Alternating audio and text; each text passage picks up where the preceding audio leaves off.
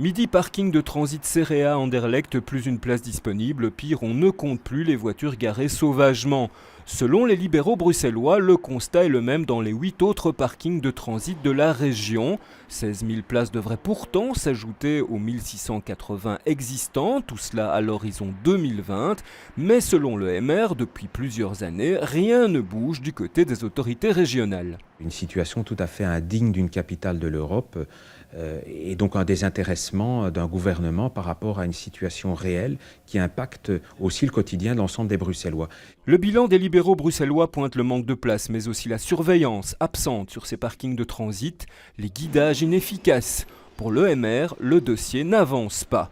Selon le cabinet de Brigitte Groels, la ministre compétente, la région a pourtant dans ses cartons plusieurs projets du côté de Stahl, de Krainem et de CEREA. Des procédures sont en cours, un préfabriqué de 4 étages avec 700 places disponibles est même annoncé en 2015 au CEREA. Ce qui me chagrine, c'est qu'on voit que les quelques parkings qui existent ne sont même pas gérés, quoi. Je pense que le fait de prévoir donc un contrôle, une sécurisation, s'assurer que les gens qui vont stationner là ont également un abonnement et qu'ils pourront effectivement ne plus engorger Bruxelles, ça ne demande pas des coûts astronomiques. Si les autorités régionales disent poursuivre leurs efforts en matière de parking de transit, leur objectif prioritaire, comme prévu dans la convention RER de 2003, est de pousser les navetteurs à prendre les transports publics plutôt que de construire des parkings de dissuasion de grande ampleur.